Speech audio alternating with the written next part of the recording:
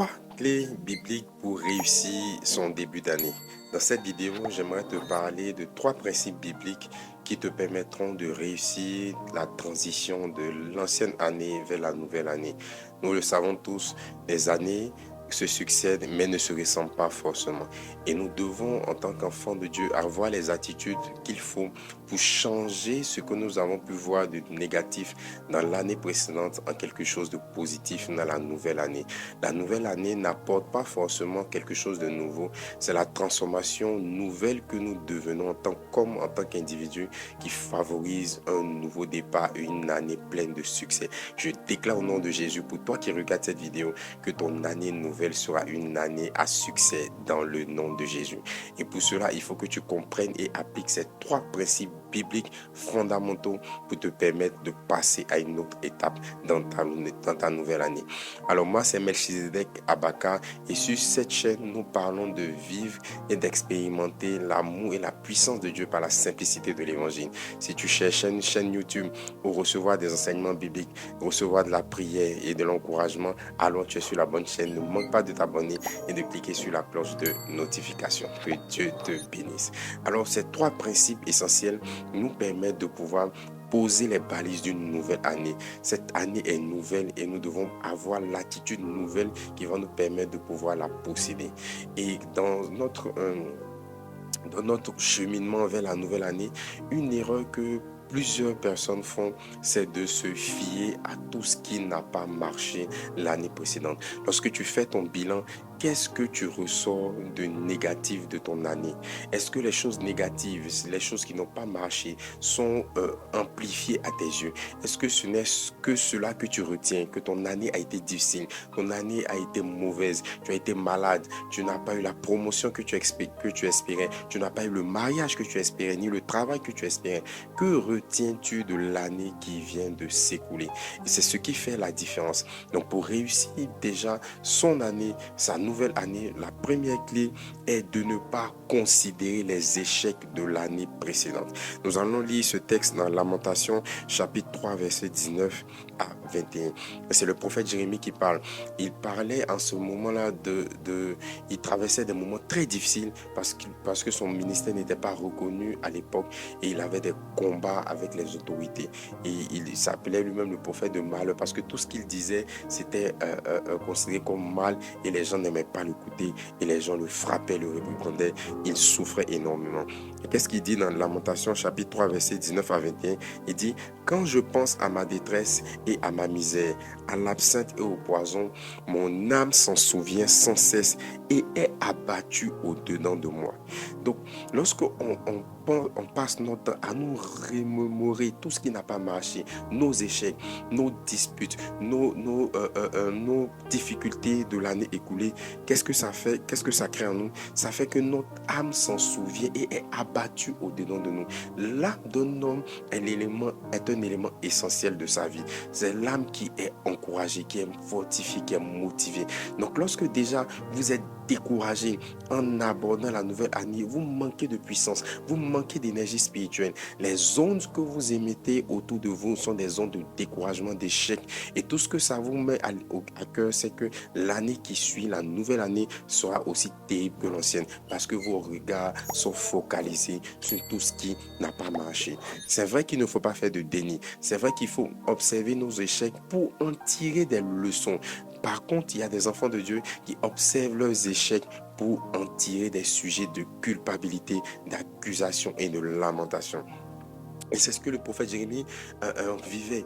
Et quand il est passé par cette étape, Dieu merci, la force du Seigneur est venue et lui a donné de pouvoir comprendre les choses différemment.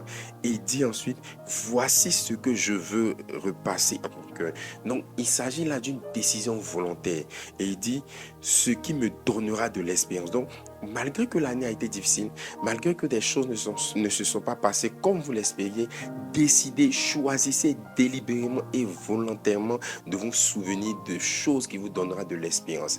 Peu importe la difficulté de ton année, je suis sûr qu'à un moment, ou deux moments, tu as eu quand même un peu d'espoir. Il y a quelque chose de bien, de positif qui a pu t'arriver dans l'année qui a écoulé. Alors, regarde à cette petite chose et commence à pouvoir espérer à la revivre, à ressentir l'émotion que tu as ressentie lorsque cette belle chose t'est arrivée au cours de l'année écoulée.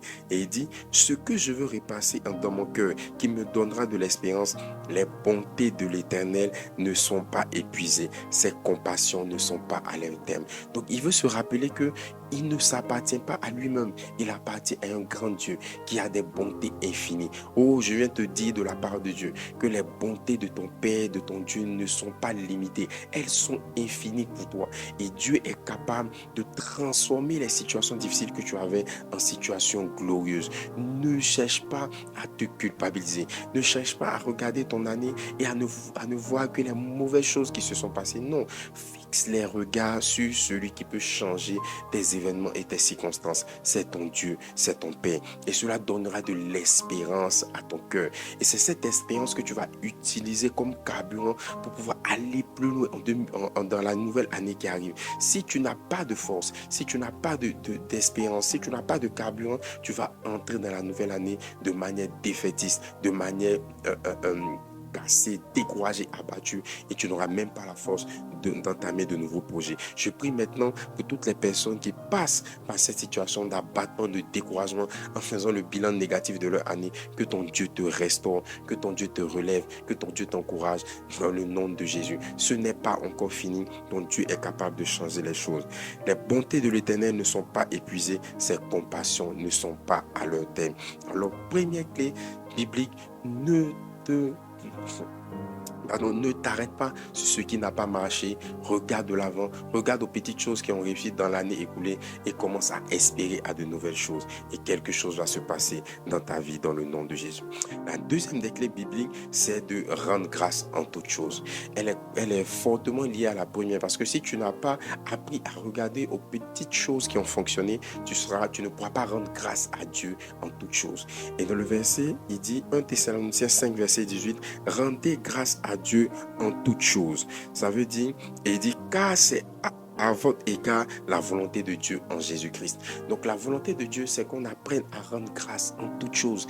Même lorsque les choses ne vont pas bien, rendons grâce. Rendre grâce, ça veut dire quoi? Ça veut dire merci. Ça veut dire être reconnaissant. Je ne comprends pas toujours ce qui m'arrive, mais je crois en disant merci à Dieu que le Dieu que je prie veille sur moi. Le Dieu que je prie se soucie de moi. Il cherche à ce que je sois heureux. Il veut que je puisse prospérer. Il veut que je puisse me marier. Il connaît les désirs de mon cœur et il est prêt à les exaucer. Alors je lui rends grâce. Oh Père, je te rends grâce. Même si l'année écoulée a été difficile, je te rends grâce parce que je suis en vie. Je te rends grâce parce que je sais que tu ne vas pas me laisser tel que je suis. Je sais que tu ne vas pas me laisser là où je suis. Je sais que je suis dans une phase de transition pour aller vers la gloire que tu as prévue pour moi, vers les bénédictions que tu as prévues pour moi et pour ma famille. Je m'attends à toi. Et c'est comme ça que tu rends grâce. Tu parles à Dieu, tu ouvres ton cœur à lui et tu lui dis, je compte sur toi, je m'appuie sur toi, je crois en toi.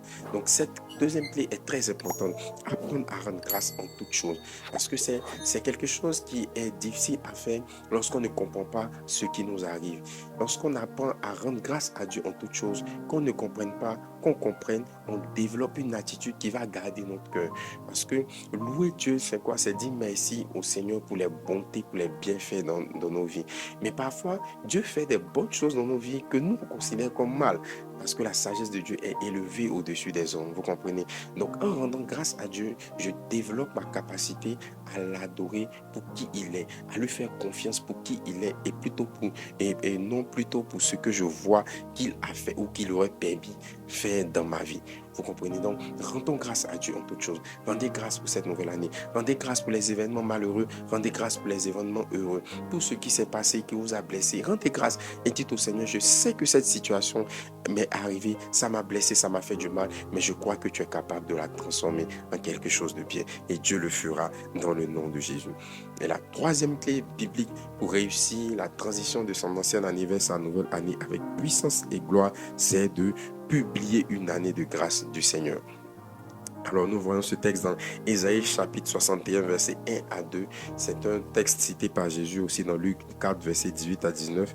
La Bible dit: l'Esprit du Seigneur éternel est sur moi, car l'Éternel m'a oint pour porter de bonnes nouvelles aux malheureux.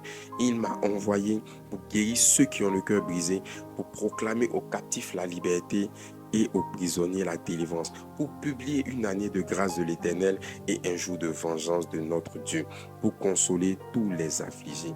Alors, le Seigneur veut que nous puissions, pour l'année qui vient, publier une année de grâce. Publier une année de grâce, qu'est-ce que ça veut dire? Publier déjà, ça veut dire annoncer, ça veut dire proclamer haut et fort, ça veut dire rendre visible, ça veut dire rendre l'information connue de tous. Vous comprenez? Le monde spirituel fonctionne par les proclamations et par la puissance de la parole. Souvenez-vous, toutes choses ont été faites par la parole et rien de ce qui n'a été fait sans la parole.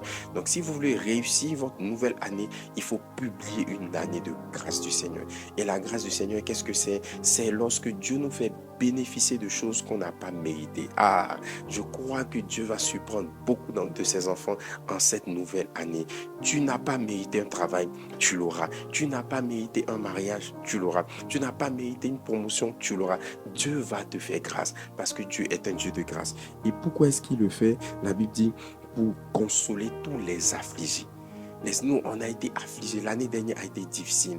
L'année précédente a été difficile. Tu as été affligé. Tu as été blessé dans ton cœur par tout ce qui t'est arrivé. Et pour te consoler, ton Dieu publie une année de grâce, une année de vengeance. Ça veut dire que tous les malheurs qui te sont arrivés, ton Dieu va être transformé. Ton Dieu va te rendre justice. Je ne sais pas ce que tu as vécu dans l'année écoulée, mais ton Dieu te dit, cette année nouvelle qui commence est une année de grâce, est une année où tu vas porter du fruit, est une année où tu vas réussir, est une année où tu vas être en bonne santé, est une année où tu vas prendre soin de ta famille, est une année où tu vas prospérer à tous égards. Je publie ces paroles pour toi qui regardes cette vidéo dans le nom de Jésus. Ça ne sera pas une année de souffrance, ça ne sera pas une année de difficulté. Ton Dieu va t'aider, ton Dieu va te soutenir, sa main puissante va te porter et il va éviter à tes pieds de toucher toute forme de pierre et de danger dans le nom puissant de Jésus. Cette troisième clé est vraiment importante parce que c'est l'Esprit du Seigneur qui le fait. Alors pour réussir sa nouvelle année, il faut demander l'onction du Saint-Esprit. Il faut dire: Saint-Esprit, remplis-moi, parce que c'est par l'Esprit de la prophétie qu'on arrive à publier, à proclamer de nouvelles choses. Ce n'est pas juste ce que je veux voir. Il y a ce que tu veux voir, mais il faut qu'il y ait le cachet et la puissance du Saint-Esprit qui te remplissent pour que ce que tu veux voir puisse arriver à manifestation dans la nouvelle année. Alors prends le temps de te remplir du Saint-Esprit. Dis: Saint-Esprit, remplis-moi. Saint-Esprit, équipe-moi pour cette nouvelle année. Saint-Esprit, il y aura des défis. Saint-Esprit, il y aura des challenges, mais permets-moi de pouvoir tenir bon. Permets-moi de pouvoir garder le moral. Permets-moi de pouvoir tenir bon, me garder en toi, avec toi, que ta puissance me remplisse, que ta grâce m'accompagne dans le nom de Jésus. Saint-Esprit, je publie la santé dans ma famille, je publie la paix dans ma famille, je publie la joie dans ma famille au nom de Jésus. Et vous proclamez comme ça ces choses et la puissance de Dieu va aplanir les sentiers, car la prophétie aplanit les sentiers, relève les vallées dans le nom de Jésus. Alors que Dieu vous bénisse. C'était cette petite vidéo pour vous aider à pouvoir mieux réussir la nouvelle année qui commence. Que la grâce et la faveur de Dieu soient sur vous, que la paix de Dieu soit dans vos maisons, la fidélité de Dieu est votre partage au nom puissant de Jésus. Soyez bénis, à très bientôt.